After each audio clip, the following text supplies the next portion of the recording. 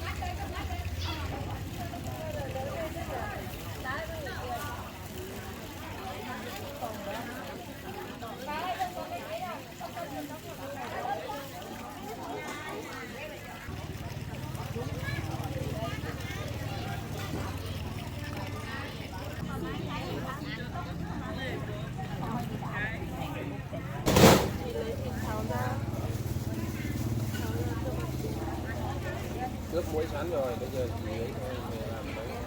Thì có phải đặt. Kẹp không? Nó còn kẹp không? Còn không?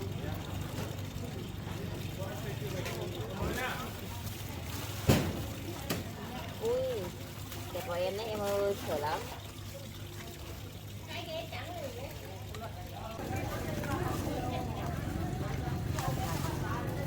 Còn kiểu này nó định bắn được. Mình không biết bắt. Còn cái nào cũng sợ. Đấy, tay em bé nhá, nó kẹp vào đây. Kẹp cho em đấy. Đây đây là em bé cũng hả? Cái này kiểu cái gì? Cái này là bán như nào đấy? Nhưng một cặp. Còn này em hả?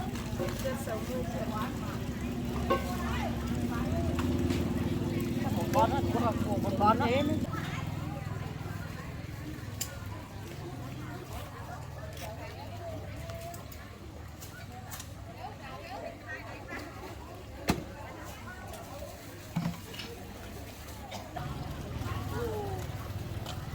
Bao tiền cân đó?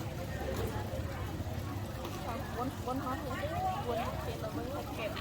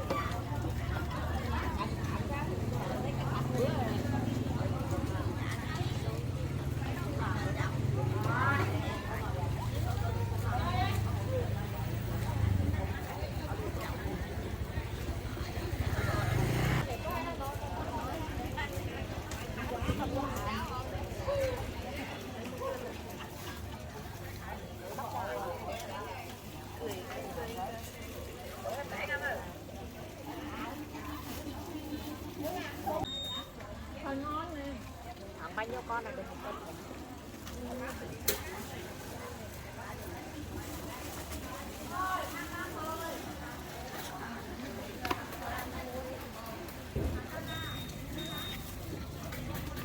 Gói được đấy, Tết đấy. Kỳ công.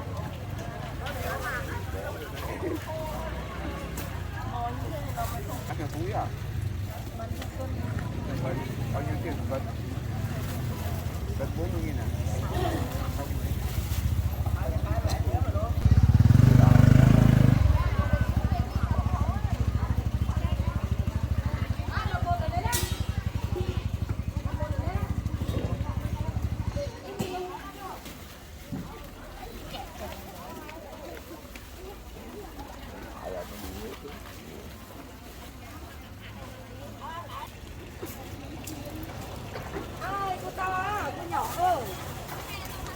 Cua to đấy. Chị thích cua nhỏ cơ, cua này chỉ có hấp bia uống rượu thôi.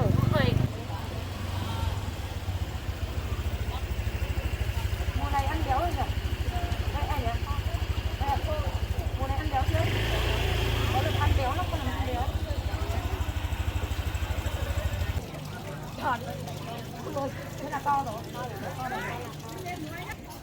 Ui, rồi, chim mày gái, ôi xứng nhỉ?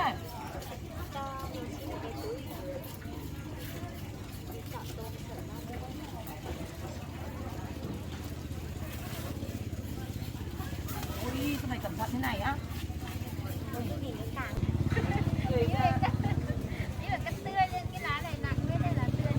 Cải ra mời, cải ra 1 cân. Tươi cái gì? Nó cho vào túi đây.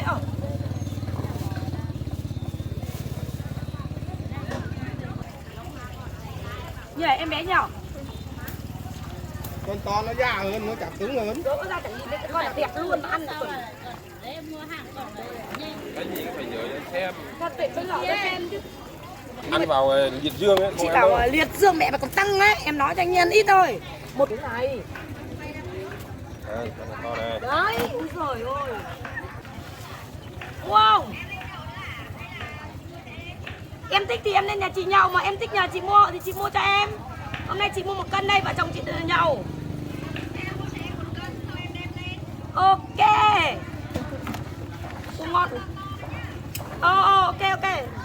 Đang chọn đây, chọn thì chị mới lấy. Mẹ mới tháo ra, em cứ tháo ra đi gớm đấy. Em bán 1 cân bao nhiêu hả chị? Tháo ra. Ôi. Ôi sao lại xấu con nào cũng đẹp này. Em đẹp mũm mĩm nên là con chơi con cua của em nó cũng mũm mĩm giống em. Tháo ra tí cần tươi lên lá chị đi xa chị sợ chứ. Kệ nó kệ là mày cứ kệ. Đi xa sợ. Mày thích làm gì cũng được, mày chứ nên không gặp mày cứ ăn hết. Mày cứ ăn mẹ hết. Cần tươi cho chị, cần tươi cho nó một nửa lạng, một lạng. Chị chơi chỉ chơi con nào chơi con đấy. Không nhiều. Mua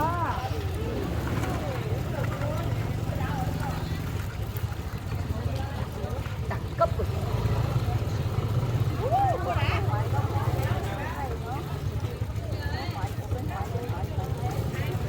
Báo đâu này,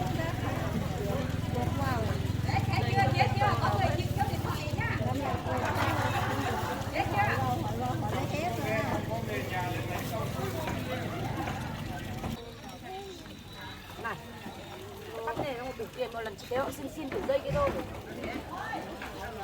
Buộc theo dây ấy nhỉ? Cho chị mua ế cho em mua sao? Chị mua hết lại em lấy đâu, chị có ế tiền.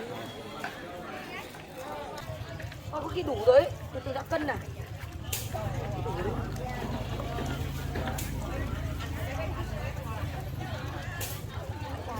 Nói mua quần áo cho em.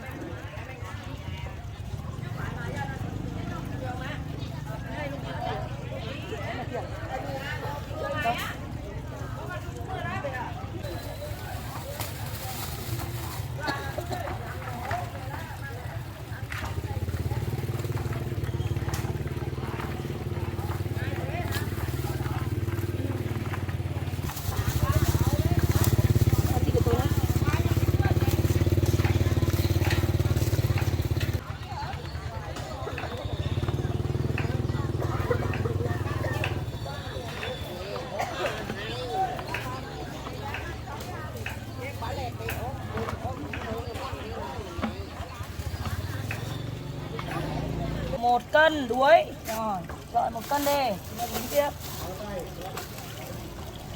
1 cân tươi. Ôi. Quá. Thế cả tính 1 cân là 2 cân. Cái 50.000 cũng được. Cái 55.000 được. Cái 101 đi. Ý chị gọi người ra mua tiếp cà phê. Ok, không kêu. Không mua măng đâu.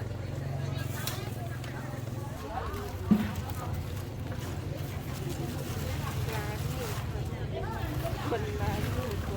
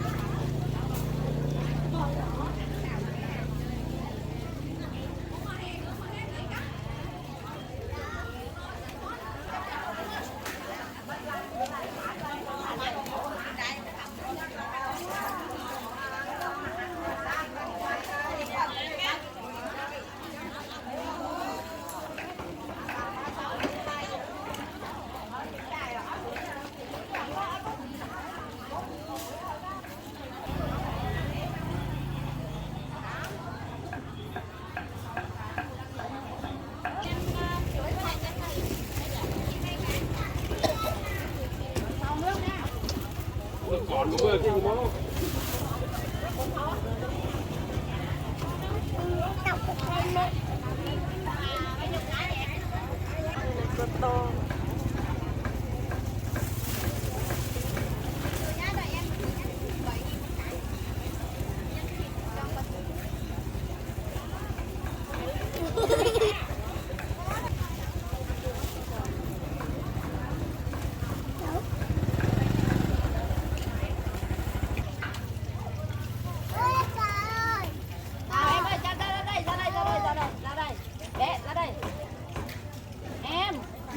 Hương.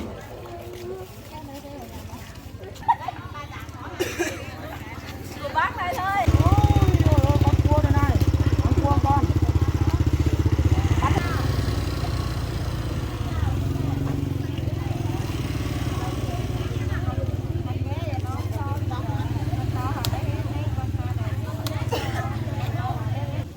Cái này trời mưa giờ rơi như này lúc này có cái này ra nó.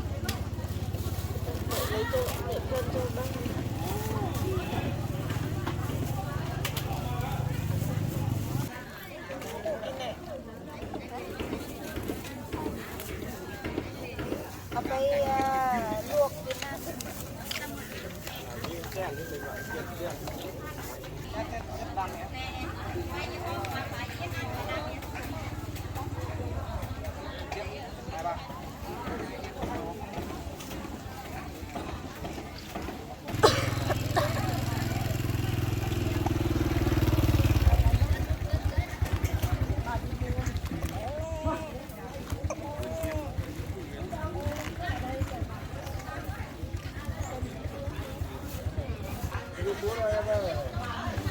Bây giờ bánh mua cái con gì còn trống á. nó là buộc lớn như thế.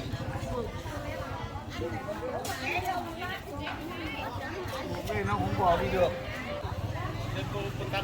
À.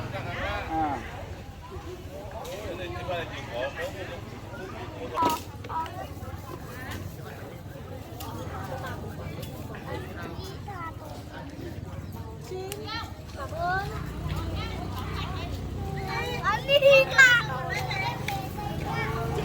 Em cứ để cả cái đấy đi thì nó rồi. Bác ơi, anh qua kìa.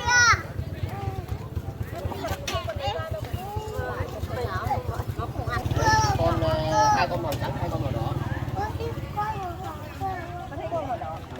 Con màu trắng ăn nó mềm hơn, đỏ nó mềm hơn. Màu trắng là màu lá vôi.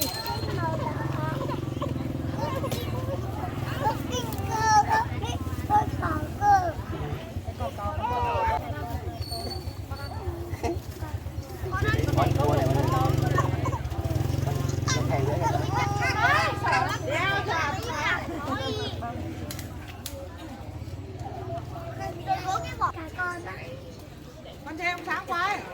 Con đi kia con.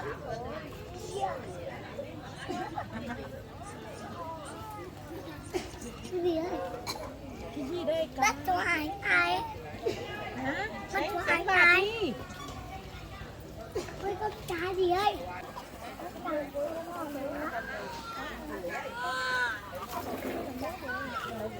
Lấy con bé trưởng lấy con to.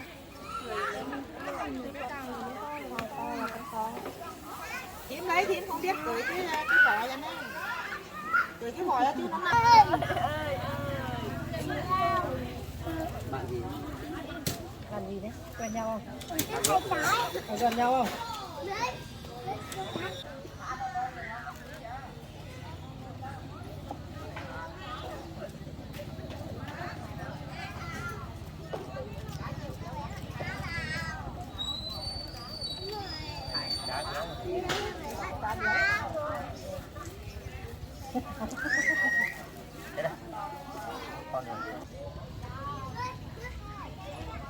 Mấy con nó dạo đâu rồi?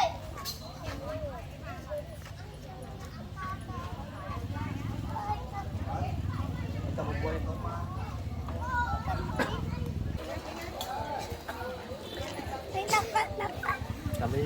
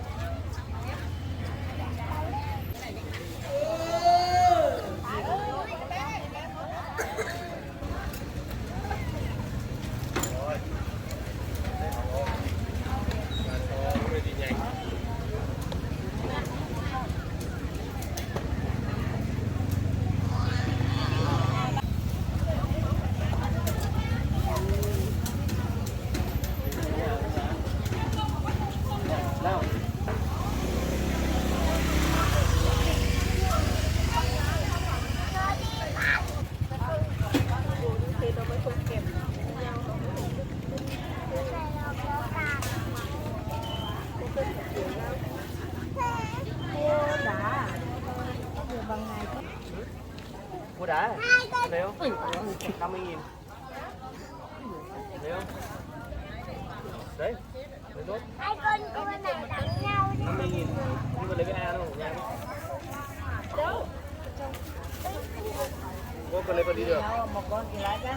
đây thảo con này cho nhiều đá Ai lấy được nha cho cô tháo lá ra để sửa kẹt. Nhưng mà lấy ra đến chợ. Nếu mà được khoảng được 1 kg thì cô các bạn lấy chết rồi. cho đúng không?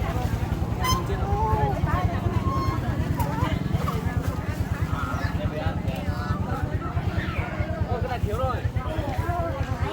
Chín lắm. Đủ chưa? Đủ chưa? Có nhiều con tiếp.